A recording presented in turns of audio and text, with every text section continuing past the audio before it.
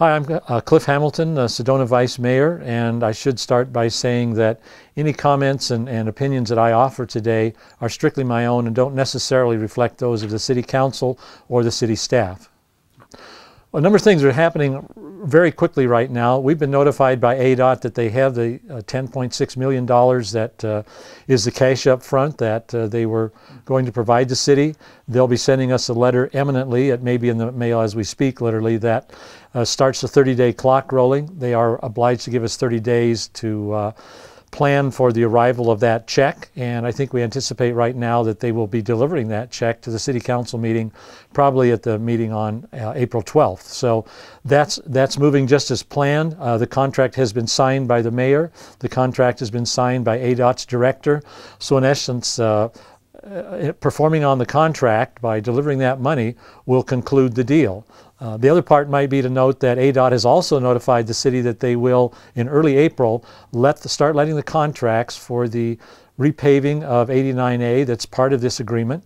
They will start letting the contracts on the Andante street light that they're going to put in there, or signal light that goes in there, and the sidewalk work that they're going to be doing as part of this project as well. That's the other component of this, was that repaving, et cetera, that ADOT was going to handle in addition to the $10.6 million. So everything is moving along smoothly, steadily, and right on schedule. As I said, contracts are signed, and it's all set up and proceeding just as it should.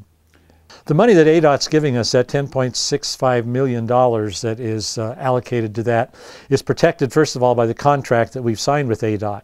In that contract it says that this money can only be used for that segment that's involved in a transfer. It can only be used for items related to safety and design and that sort of work in that segment.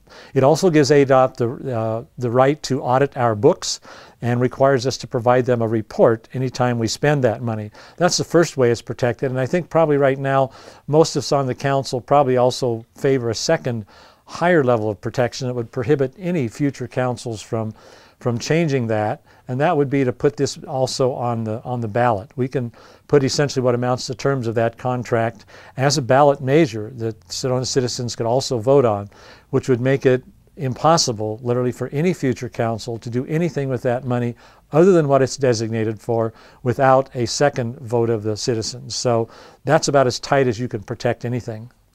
No, the $10.65 million that ADOT is giving the city is cash up front, and it has nothing to do with the repaving. You may remember that this was a $15 million package, so the other $4+ million that is part of that $15 million package is the cost for ADOT to do the repaving, to install the signal light at Andante, and to do the sidewalk improvements that they're going to do, and then restripe the whole road. That brings it up to the full $15.5 million. Okay. Whenever that stretch of road needs repaving somewhere in the next 15 years-ish from now, that will be the city's responsibility. But the good news about that is that ADOT is providing us, as part of that $10 million package that they're providing us in cash, they're providing us $3.4 million in that package to be invested and held over that time to in fact pay for a great deal of the next repaving process. So that package also includes repaving way down the road, as well as costs for maintenance of the road, installation of additional safety features, and about $3 million worth of projects that are up to the city to select. It's just, I think, really kind of a pot sweetener if you really want to know the truth about what brings it up to that $10.65 million. One of the new things we just learned from ADOT just within the last week is that, as a lot of folks have suspected, their funds are getting really tight. And this repaving project for Sedona is part of their current 5-year plan. There's nothing else in this current 5-year plan for Sedona. So the notion that they're going to come back to Sedona and put in some daytime safety features and things that we need is just not going to happen. And they've let us know, as well as all of rural Arizona know, that in their next 5-year plan that will take us out to 2020 and beyond, that there is no money available, and they're not going to put any money in there for any of rural Arizona. All of that money will be confined to Phoenix and Tucson. So again, the notion that ADOT's going to come back to Sedona or back to rural Arizona anywhere and do anything that involves additional safety or capital projects here is just not going to happen. That will not take place. The speculation about, oh, we just let them put in the lights and then they'll come back and work with us on these other safety measures. No, they're very clear that is not going to happen. ADOT's facing several different kinds of things. They want to turn back roads that have become city streets. They're getting pressure from the Federal Highway Administration to accelerate their pace in doing that. They're getting pressure, of course, from internally just their own costs of using state highway funds for what amounts to maintaining city streets. So they don't want to do that, and they've been real clear with Sedona that they want to turn this road back to us. That's why they worked so hard in this negotiation to make that financial package so attractive. They very clearly want to make the carrot so sweet that they don't have to use the stick that they've got. There's been a lot of speculation about that stick. People have said, well, ADOT has never forced a turnback on anyone in the past. And again, they're trying to make the carrot sweet so they don't have to do that. But they're very clear that the law allows them to turn roads back unilaterally to cities when they determine that this is more of a city street than a state highway.